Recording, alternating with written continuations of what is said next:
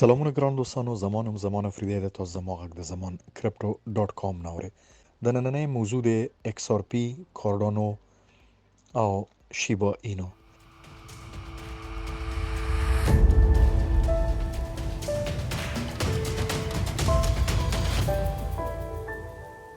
یو لنډ معلومات تاسو ته زه نن درکوم د دې درې ټوکنونو په هکله. خو د هغه نه مخکې به زه تاسو ته دا ووایم چې تاسو ته څومره زه معلومات درکوم، دا هم د زمان کرپټ ډاټ کام خو نه یو معلومات ده. دا کوم تجارتي مشوره نه ده یا تاسو ضرورت نه لرئ چې خامخا زما نظر ومنئ.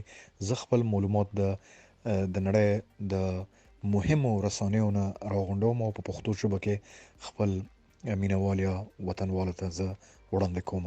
ګران دوستانو، هم مې راوي چې زمان کرپټو ډاټ کام شیر او سبسکرایب کړئ. مننه. ګران دوستانو، درې کرپټو کرنسیانې داسې دي چې دا تقریبا مشهور دي ډیر زیات. اول به زه شروع کوم د ایکس آر پی نه. ایکس آر پی د ډېرې مودې نه ډېر یو ښه نوم یې درلوده لري او دا یو ډېر مهمه کرنسي ده، کرپټو کرنسي ده، ارز ډیجیټل دی. خو د سره یو ناروا چې وشو هغه دا دی چې د امریکې د ریګولیشن یا د قانون لاګو کولو اداره سیک په نوم باندې هغې SEC، هغوی سیکیورټي کمیشن ورته وایي، هغوی د یو کیس یې داسې جوړ کړ چې څه مودې نه پروسه کال نه چې تا سره دا ګارنټي نشته که ستا بزنس د منځه ځي نو ته به دې خلکو له دا پیسې ورکوې، برته د کوم ځای نه ورکوې. او بل ورباندې دا تور ولګول چې د ده نیم نه زیات تا خپله اخیستی ساتلی دی چې د ده قیمت کله ګران شي برته راوباسې. په دې سلسله کې د پروسه کال د اپریل د میاشتې نه چې څومره معلومات زمان کرپټو ډاټ کام تاسو ته راوړي، هغه وخت نه وخت د څنګه قانوني دفاع کړی دی، څومره د حکومت خلاف او حکومت د ده خلاف، دا ټول په انټرنیټ کې، په ګوګل کې، په مختلفو رسنو کې موجود دی. او زمان کرپټ ډاټ کام هم په ټیلیګرام ګروپ کې، هغه وخت زما یوټیوب نو زه نن تاسو ته دا وایم چې د ایکس آر پی لوی کمپنی چې د په انګلیش کې ورته مدر کمپنی وایي، هر یو غټه کمپنی وي بیا د هغه نه وروسته نور کمپنیانې جوړ شي. یو کمپنی د په نوم دی ریپل، RIPPLE. ریپل کار څه شی دی؟ دا یو نیټورک لري چې په بینکونو دپاره سافټویر جوړوي او په هغه سافټویر کې د یو ملک نه بل ملک ته پیسه لیږل کیږي. د مثال په توګه د رشیا نه چاینا ته ځي، د چاینا نه امریکې ته ځي، نو تا ته دلته یو سیستم په کار ده چې دا پیسې انتقال کړي په دې چې ډالر د امریکې د خوا نه ریزرف کنټرول کیږي. نو د دپاره د 1970 کال نه په نوم د سویفټ یو سیستم دی چې هغه نن سبا ډیر زیات په خبرونو کې هم ګرځي. د سویفټ ټکی او ما هم زمان کرپټو ډاټ کام تاسو ته د سویفټ په هکله په یوټیوب کې پروګرام جوړ کړی دی. د سویفټ په ترو به دا پیسې تله. نو ریپل ډېرې مودې نه خو نه کېږي، خو داسې یو 15 کالونو نه ډېر زیات مشهور شوی دی. بینکونو ته سافټویر به یې جوړول او د هغه سافټویر ډېر مؤثره ده، ارزان، په لږ وخت او ډېر تیزۍ سره. او د امریکې ریزرو حکومت هم ترې خوشحاله دی. بینکونه تقریبا یادوي نوم د سویفټ خو استعمالوي ریپل. دلته ریپل چې ډیر زیات مشهور شو، ډیر پیسې وګټلې، نو دوی یو فیصله وکړه چې ولې خپل یو کرنسي نه لرو. نو دوی ایکس آر پی راوویسته. ایکس آر پی چې راوویسته نو بدبختانه د ډیرو زیاتو کرنسیانو پرابلمونه ډیر زیات دي. دغسې د رسنیو ژورنالیزم چې دی، دوی چې کله د ایکس آر پی مشر سره چارلز هیکنسن زما په خیال نومیږي، هغه سره چې کله انټرویو کوي، نن هم د هغه انټرویو ما په ټیلیګرام ګروپ کې او 5 تاریخ باندې پرون هم هغه دغه ګرځېده په رسنیو کې، د هغه انټرویو ما شیر کړی دی. تاسو وګورئ نن سبا بیا د هغه غږ پورته شوی، ځکه چې د هغې کیس په سیکیورټي کمیشن په امریکا کې په دې اپریل میاشت کې ختمېدو ولا ده او رزلټ راوځي.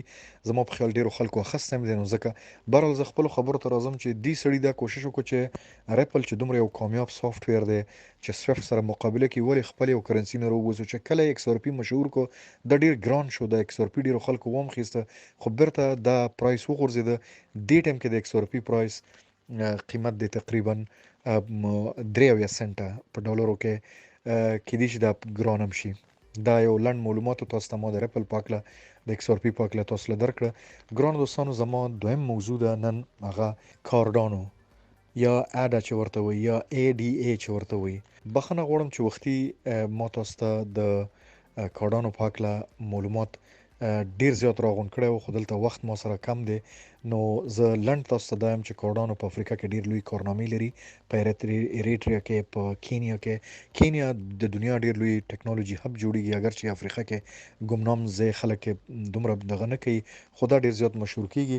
او د کارډانو مشر هم چې دی د په دغه کې افریقا کې د هغې ایجوکیشن ووټینګ د هغوی په بینکینګ نظام کې ډیر زیات کار کوي او هلته نه د ډیر زیات مینوال دي.